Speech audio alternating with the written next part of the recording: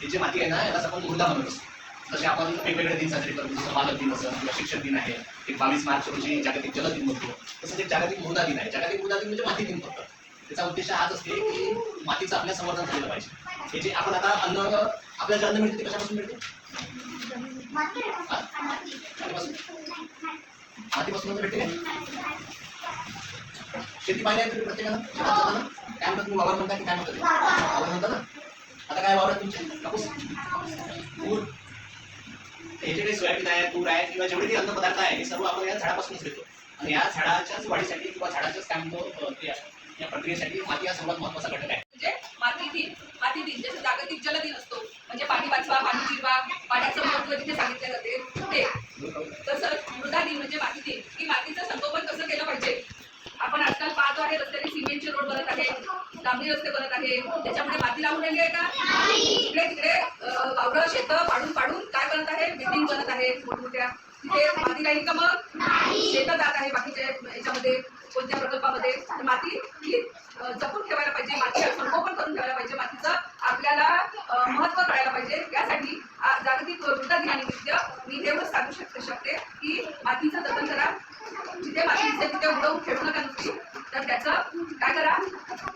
त्याचा उपयोग करा त्या मातीचा. त्यात एखादं बी लावा, त्याचं झाड निघेल, त्यातून काहीतरी ते झाड आपल्याला फळ किंवा फूल देईल, त्यातून आपल्याला काहीतरी नवीन पदार्थ देईल. कारण शेवटी जमीन संपली तर काय संपलं?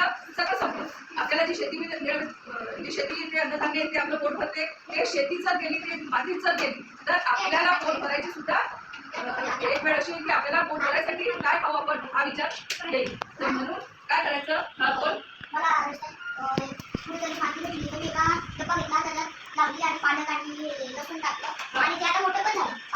बरं काय बनवायचं? मातीचं जतन करणे. त्याच्या घरी जाऊया आपण आणि ते झाडं बघूया. ते झाडं आपल्याला दिसेल. अशी छोटीशी बगीचा किंवा घरी छोटीशी बाग किंवा वाडी अशी कोणी बनवली आहे का आपल्या घरी? तिथे थोडेसे सांबार लावला आहे, कोणी मेथी लावली आहे. जसं आपण परस बाग बनवतो शाळेमध्ये, तसं बनवलं आहे का? तसं परस बाग बनवतो. तशाच पद्धतीने प्रत्येकाने आपापल्या घरी एक वाडी बनवली पाहिजे. सगळं करायचं.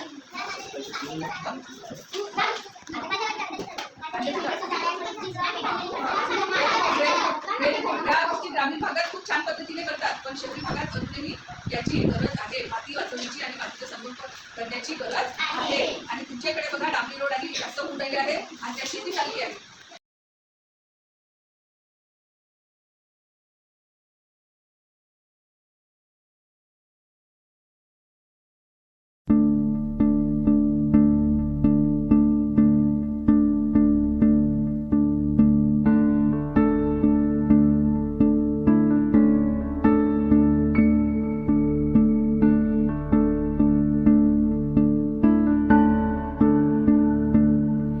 तेरे सर पे नीला गगन है, सौंधी माटी है, तेरे कांधे हरियाली चूनर सरसराती है। ये नदिया तेरा गहना है, सागर का दर्पण है, तेरे दिल में करुणा मेघ है, आँखों में सावन है, तेरी सांसें बस प्रेम के कैसे सुनाती है। तेरे इश्क में डूबे हैं हम तो अपनी माटी है, तू अपनी माटी है, तू अपनी माटी है। गमा पमा गरे गमा पमा गरे गमा नी धा मा पा सा रे नी धा नी धा पा